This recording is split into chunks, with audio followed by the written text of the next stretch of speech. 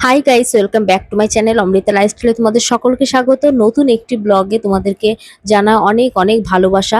আজকে তোমাদেরকে কিছু মন্দির দর্শন করাবো, যেটা আমি আছি তারাপীঠে।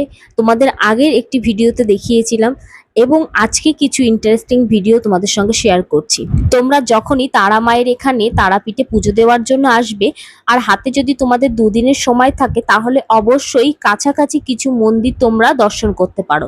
এই মন্দিরগুলো কিন্তু অনেক ভালো জাগ্রত, আর এখানকার কাছাকাছি তোমরা এই মন্দিরগুলো পেয়ে যাবে। হোটেলের পাশে কোনো টোটোকে বললেই কিন্তু তারাই নিয়ে যাবে। টোটাল 7টি ধাম তারা দর্শন করাবে। তাদের মূল্য কিন্তু খুবই কম, 250 থেকে 300 টাকার মধ্যে। তোমরা চাইলে কিন্তু আমি যেই টোটোতে বসে আছি, ইনি খুব সুন্দর ব্যবহার এবং খুব ভালোভাবে আমাদেরকে ঘুরিয়েছে। তোমরা চাইলে এনার নাম্বারটা নিতে পারো, আমাকে কমেন্ট করে জানিও, আমি নাম্বারটা দিয়ে দেবো। যখনই তারাপীঠে আসবে এই কিছু মন্দির আছে, দর্শন করে যেও।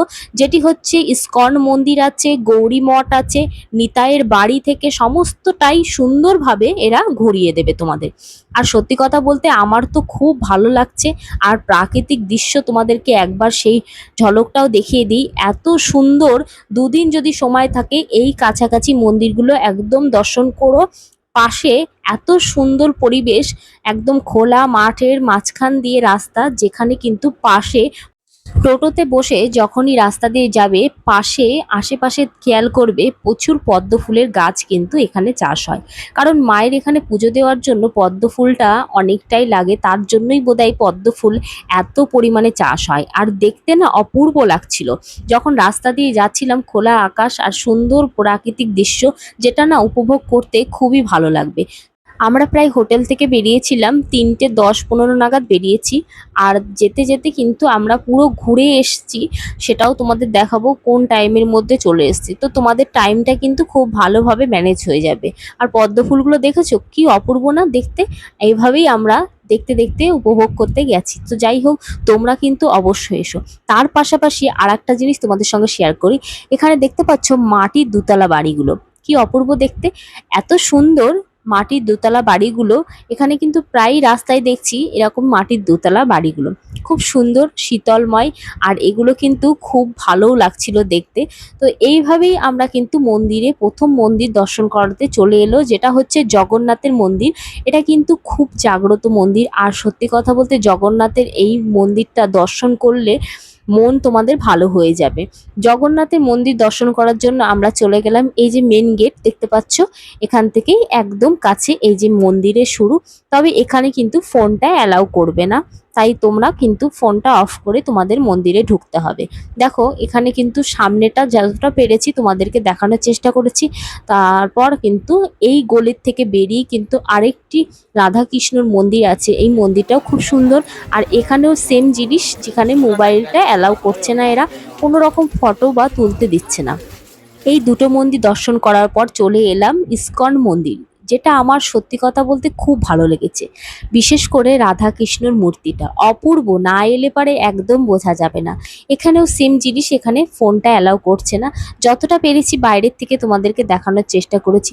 তবে এখানে প্রবেশ করার জন্য কোনো রকম টাকা কিন্তু নেওয়া হয় না। আর খুব সুন্দরভাবে তোমরা পরিদর্শন করতে পারবে। এখানে যখন শ্রীকৃষ্ণের মুখটা তোমরা দেখবে, আমি তো দেখে সত্যি কথা বলতে এত ভালো লাগছে, একটা মনে হচ্ছে যেন মানে শরীর থেকে মন থেকে সব যেন শান্তি। একটা হয় না যে ভগবানের জায়গার আলাদা একটা স্থান। তো তোমরা অবশ্যই এগুলো ফিল করতে পারবে। এইসব ইস্কন মন্দিরগুলো একদম তোমরা মিস করো না, যখনই আসবে অবশ্যই দর্শন করো। দেখো, তারপর ওখান থেকে চলে এসেছি নিতাইয়ের বাড়ি।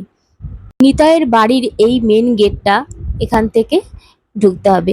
আর এই মন্দিরে কিন্তু বাইরের থেকেই ফোনটা একটু হলে ছবি টবি তুলতে অ্যালাউ আছে, বাদ বাকি ভিতরটা কিন্তু কোনো রকম ভাবে ফোনটা অ্যালাউ করবে না এখানে। তাই আমরা ফোনটা রেখেই কিন্তু আমাদেরকে ভিতরে প্রবেশ করতে দেবে। তো সবাই যখন আসবে এই জিনিসটা মাথায় রেখো, এখানে কিন্তু ভুলবশতও কিন্তু ভিতরে গিয়ে ছবি তুললেও কিন্তু ফাইন আছে। তো তার জন্য দেখো, ওখান থেকে নিতাইয়ের বাড়ি দর্শন করার পরে আরও কিছু মন্দির যেটা হচ্ছে চৈতন্যের মন্দির, তারপর হচ্ছে গৌরী মঠ, সমস্তটাই কিন্তু আমরা দেখেছি। এই সমস্ত মন্দির দর্শন করার পরে সোজা চলে গেলাম ব্যাসদেবের আশ্রমে, যেখানে পঞ্চপাণ্ডবের আশ্রয় নিয়েছিলেন এবং এখানে একটি বহু পুরনো নিম গাছ আছে। এখানকার আশ্রমের এই সমস্ত ব্রাহ্মণদের কাছ থেকেই জানা যায় যে এখানে নাকি এই নিম গাছের মধ্যে শ্রীকৃষ্ণ চরণ এবং চক্র ফুটে উঠেছিল। তবে এখানে আসলে তোমাদেরও খুব ভালো লাগবে, আশা করি। এটি একটি ভীষণ পবিত্র স্থান। এখানে এসেও তোমরা যখনই কোনো তারাপীঠে মন্দিরে এসো না কেন, এই জায়গাটা অবশ্যই একবার দর্শন করো। তো এই দেখো সন্ধে প্রায় হয়ে গেছে, এবার আমরা হোটেলে ফিরে যাব। আমার ফুল ভিডিওটা তোমাদের কেমন লেগেছে কমেন্ট করে জানিও। ভালো লাগলে লাইক শেয়ার করতে ভুলো না। চ্যানেলে নতুন হলে চ্যানেলটিকে সাবস্ক্রাইব করে দিও।